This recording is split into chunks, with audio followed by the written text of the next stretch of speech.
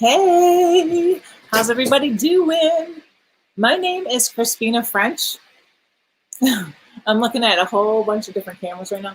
Um, hey, my name is Christina French, and I am a textile recycling artist, activist, and entrepreneur. And I am teaching a masterclass all about making these super duper awesome potholder rugs that are made out of clothing that was on its way to the landfill. So each of these rugs in this particular size, which is a 30 by 40 inch rug, it's made on the biggest loom I sell in my shop, um, is about 8 pounds of clothing that was diverted from polluting our earth, waterways, air, whatever. So it's a really great way to find a new life for clothing or textiles that are discarded and past their prime. And my masterclass registration is open until this evening at midnight. And there have been a ton of emails streaming into my inbox. It's so exciting to hear all the response and be able to connect with so many people. But I figured if people are asking me these questions, there's probably people out there who have the same questions, who would like to know the answers to some of the most frequently asked questions. So I put together a list, and I'm just going to run down this list and I'm going to answer the questions that I have been seeing most frequently. And actually, it's not just this time around. Like, these questions are really common, and it's so cool to see like this connection that threads between all the community members that have crossed my path from people like you. So if you have a question that I don't touch upon in this live session, please just pop it right in the comments. If I don't get to it live today, I will certainly be able to respond after the session's over. So the first one is, do I really need to take this course? These rugs are beautiful, but they seem pretty simple. And do I really need to take it? I'm sure I could figure it out on my own. And my response to that is, if you're crafty, the likelihood of you being able to figure out this process on your own is pretty good. It's not a complicated process. However, I have been making these rugs for 30, or actually a little bit more than 30 years, and I have learned and adjusted and morphed and developed this process so that these rugs come out beautifully. They're professional quality, they're marketable, they're long lasting. I have the very first rug that I ever made. It's over 30 years old, and it's in really good shape. So I encourage you to think about it as a savings, actually, because when you make a rug without the class, you spend time and money and material making rugs that are kind of ho-hum and not that great until you figure out the process yourself. So the Potholder Rug Masterclass is actually a great way to have a beautiful rug right off the bat. The second question is, why is the class so expensive? The class is $597. There's a whole ton of bonuses that come along with the class. And, so the question is, why is it so expensive? I don't think I can afford it, and I really want to participate. So there's kind of a double-ended answer to this question. And the first is that my goal is to teach you how to make really high quality marketable rugs. And it is less expensive to learn from my mistakes than it is to go it alone and spend all that time and money and materials on making potholder rugs that are, like I said, not the greatest. They're not, they're not durable. They're kind of like disappointing when you pull them off the loom. So historically, a lot of my students have gone on to sell the rugs they make for anywhere from $200 to $500, depending on size. So if you think of it as like, okay, maybe you want to learn and you could start with your friends and family and sell them for $50 to $100 and pay for your course in less than 12 months. Make 2 rugs a month and sell them and have, a stream of income, actually, without too much time or experience. You can learn as you go.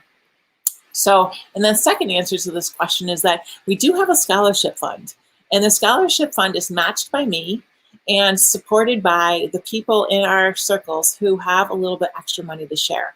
So for those people who can't afford the $597, you're interested in taking the course, you can email us.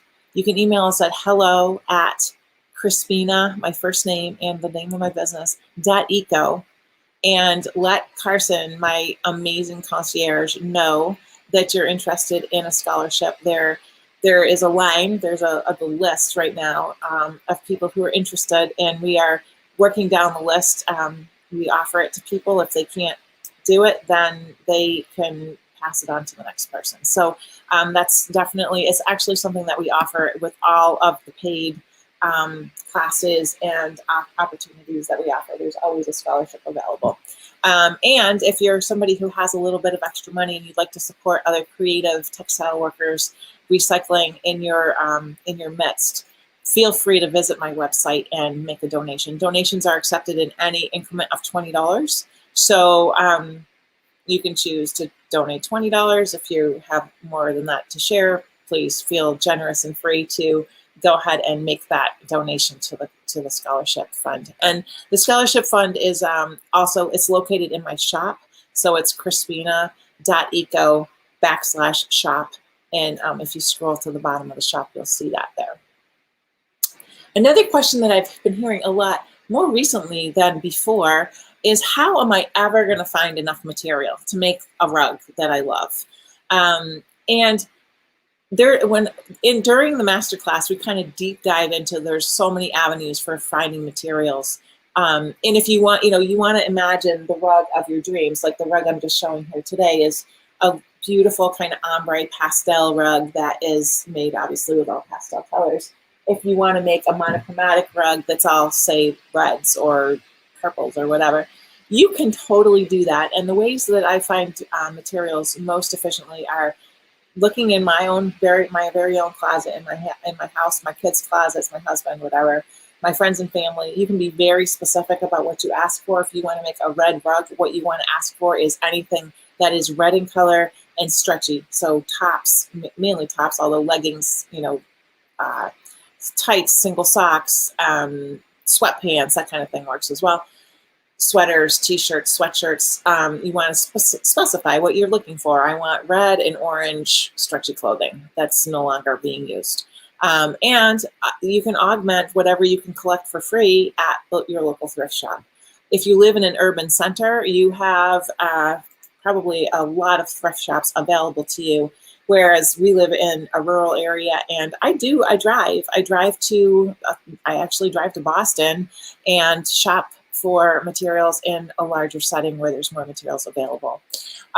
You can also put posts on your social media channels, asking your friends and family there to send you the materials that you're looking for. It is actually not hard to find material.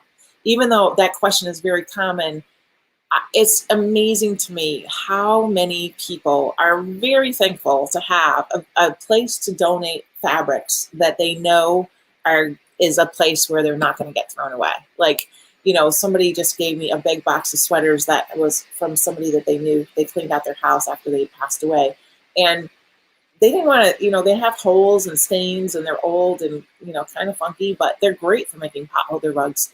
And they were just so thankful not to have to throw that stuff in the landfill. It wasn't suitable to bring for a donation to the thrift store. So it's a great way to recycle things like that. The next question that I've been hearing a lot lately is it okay to make potholder rugs and sell them? That sounds like something really interesting to me. And my answer to that is absolutely yes. There is never going to be a dearth of used clothing. Right now, I have to give you a statistic.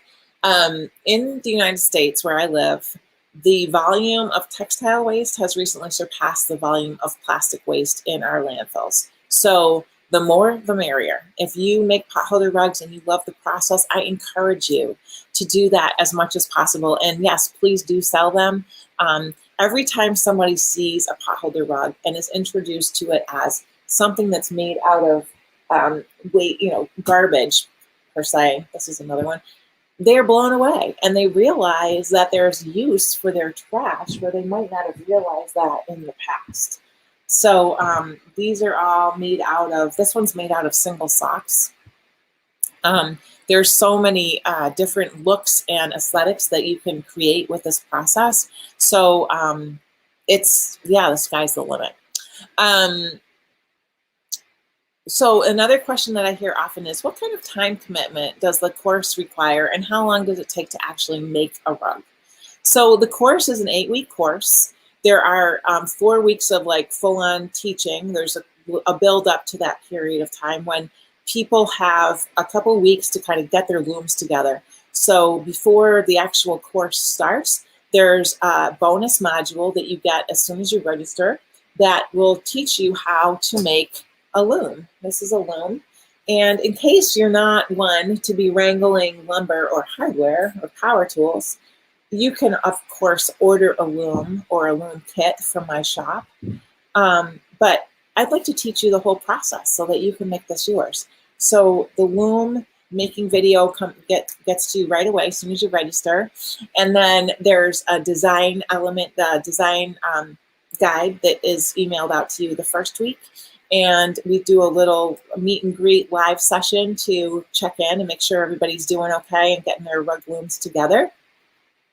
And once we're clear and that everybody enrolled has a loom in the works and is ready to rock and roll, then we start the actual teaching process of how to actually make the rugs. So then there's 4 teaching modules. There's 6 live Q&As with me.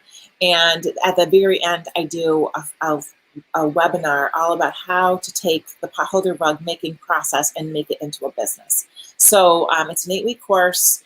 It's 2 to 4 hours per week to focus in on what you're doing with your Potholder rugs. If there's a 30-minute teaching module, there's an hour-long Q&A, and then there's anywhere from 30 minutes to as long as you'd like to spend. I mean, you could spend 40 hours a week doing this process. It's so much fun, and it's really productive and really gratifying.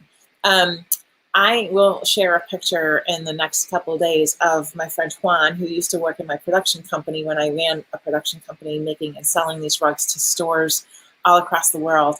Juan worked for me for about 10 years, and he was able to make 7 or 8, depending on the day and the material, of these rugs, this 2.5 by 3.5 foot rug, in one day. Now, Juan is kind of like a superhero. I have never met another person who was able to meet that kind of production, but you can certainly make one in a day. You could, if you're a quick worker and you're kind of crafty and you love the process, you could probably make more than one in a day if it's your focus. But it's something that you can stop and start with. You do not have to continue the process until it's finished. You can stop, you can put it aside for a day or 2 or a week or whatever, come back to it and pick up where you left off, no problem. Let's see, where are we going here? Oh, Potholder rug making looks so awesome to me, but my workspace is really small and I'm not sure I have room. How much space does it take? This is a really common question that I get asked very often. And the picture I will share of Juan making the rugs in my studio, he's working on a loom that made a 5 by 7 foot rug. So the loom is like 7 by 10 feet and it's beautiful. It's huge. Most people don't have the kind of room to facilitate that kind of workspace. So over the years, and as I began teaching, I started kind of thinking about the process and trying to make it more manageable for people who don't have like a designated area in their home where they do their crafting.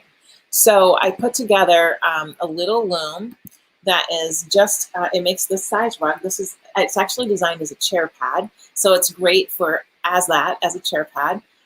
Or you can make these as components and work these together when you've got them made so that you can make your custom sized rug in any size you want. I've made a rug using these components that was 10 by 14 feet and it's beautiful. You can make a checkerboard or you can make it all, I actually have a bunch of these components I wove together.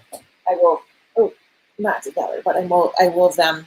So I have actually 12 of these that I will be joining together to make one big 3 by 5 foot rug. So you can do that at your kitchen table. It's not like a huge space commitment. And the rugs are designed to come apart at the corners. So when they're not in use, you can easily, with a Phillips head screwdriver, you just take them apart and you have if you're using the small loom, you have 4 pieces that are equally sized that you can store in your closet or under your bed or wherever you might have a little extra space to use them, to store them while you're not using them. The other looms that I sell, I'm going to show you. This is the medium size rug loom. So this one is about 40 inches on one side and it's actually 36 by 24 inches, the loom. And the rugs that it makes are about 20 by 30 inches. So, as you get the larger looms, they're obviously going to take up a little more room. But no need. You can make a rug that would be the same size as the rug coming off of this loom with that smaller loom. Okay, let's see what else we got here. Oh, and then the final question that I get asked so often that is, I guess it doesn't really, I guess it makes me a little sad, is that people ask, they say to me, oh, I couldn't do that. I'm not creative. I don't know how to do that. And this is a process that I have taught to people who have literally never made anything with their hands in their whole lives before. And they found great success. It's so rewarding. And it's like, when you stop and look at it and you look at this pile of damaged clothing that's never going to be worn again. And I even sometimes take pictures of it, like the picture of the pile of clothing that's never going to be worn again, and then cut it up, put it on your loom, weave this beautiful rug, and then take a picture of your rug. And think about what you just did. Think about how you took garbage, literally I'm not kidding when I say it's garbage, and you made it into something that is going to last for years. It could easily outlast you. Like, these are made as heirloom quality, beautiful things that can get passed down to generations to come. And you're leaving a legacy of thoughtful consumption. So that's kind of cool. I think that's awesome. So I have a few questions here that came in. Let me see if I can see them. What are the dimensions of the smallest loom if I wanted to make one that size? The smallest loom is 22 inches square, and the screws are 1 inch apart. And my very first loom I made out of canvas stretchers, and I banged in the wimpiest, like bendy old finishing nails that I just had kicking around. It worked. It kind of fell apart. It wasn't very durable, but it gave me a real clear path to making these much more durable ones. So the looms that I sell in my shop are the 22-inch square one. This one is 36 by 24, and then I also sell one that is 36 by 48. So they're kind of incremental. If you like 2 of this size rug, make 1 of the larger size rugs. So you can make a large rug with 2 of the medium size pieces. So I think that's all I see for questions right now. And I don't want to take too much of your beautiful afternoon up with my frequently asked questions live stream here on the interwebs, but I encourage you to take a look at the masterclass, see if it's something that would bring you joy. It's a great way to feel like you're really contributing to our environmental healing. I think there's a little bit of humans that feel guilty for just being human because we consume, right? Like, this is a kind of a personal little thing, but like, we have been labeled as consumers. And I think that happened in like the 1970s. And prior to that, we were considered citizens. And I think that being labeled a consumer is not necessarily a really good thing. I'd rather be a citizen because I feel like citizens create community. There's citizenship. There's civics and like paying attention to what is in your community when you're a citizen. But when you're a consumer, your focus is on consumption, which I think we need to change that focus. And I think we need to really think about how we all have an opportunity to change the trajectory of our impact on our environment. And making potholder rugs is one way we can do that with a whole lot of joy and a whole lot of beauty, and we can really change how we feel about who we are on the planet by making beautiful things. And you can share this process with kids, with elders, with people who have developmental disabilities. I was talking the other day about community weaves, where you can incorporate this into a fundraiser for your local community, whatever charity you'd like to support. So there's all different kinds of ideas, and I'd be happy to share more about those with you. And actually, if you're interested in learning more about that kind of thing before you buy into the masterclass, which registration closes at midnight tonight, so we're getting down to the wire, but scroll back on my feed and you'll see there's a lot of information there. Thank you so much for being with me today. Stay awesome out there, and I'll talk to you soon.